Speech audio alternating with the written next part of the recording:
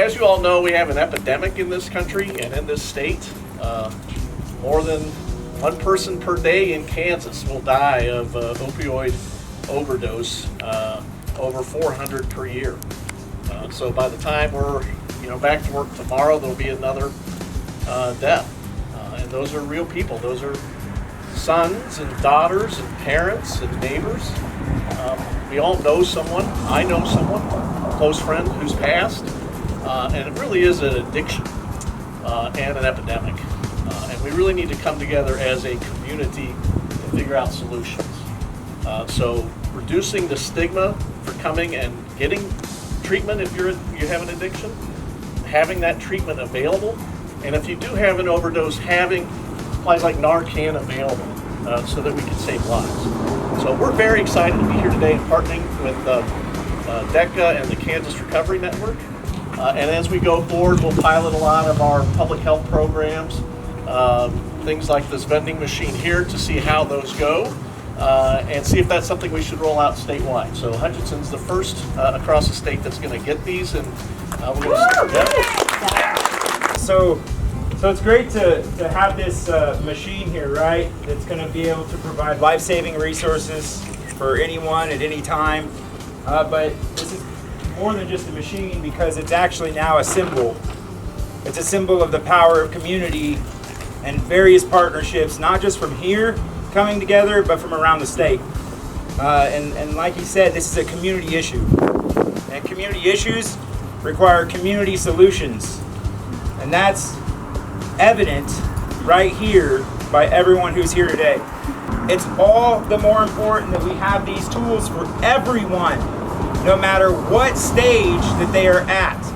Whether they're ready for recovery in whatever path they choose, or whether it's for someone who wants this supply for their family or their friends.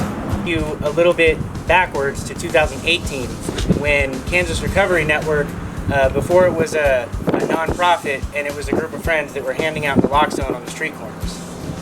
There was an individual person that they handed a thing of Naloxone to, a box of Naloxone to, who I went over to their house at a later point in time.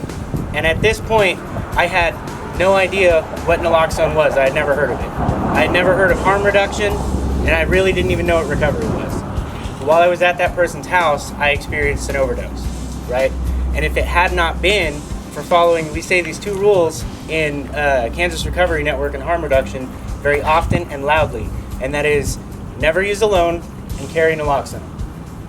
And I followed those two rules unknowingly, right? And it was because of that Naloxone that I am still here. And I want to remind everybody, I didn't find recovery until 2019. This happened in 2018. Between the time of my overdose, I lost my house, my job, my car, my relationship with most of my family. And since 2019, I've had the opportunity to build most of those things back, right? So this machine isn't just, it's not going to put people in recovery, right?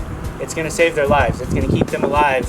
And it's the community's job, it's our job to make sure we're walking beside them and getting to them to the services that they need. Yeah. And so this machine, when I think about it, I think about the word tenacity.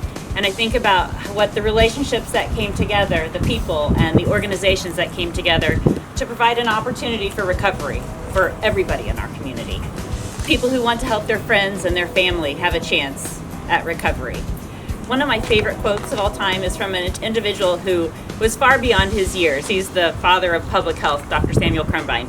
And he says that the health of all of us depends on the health of each of us.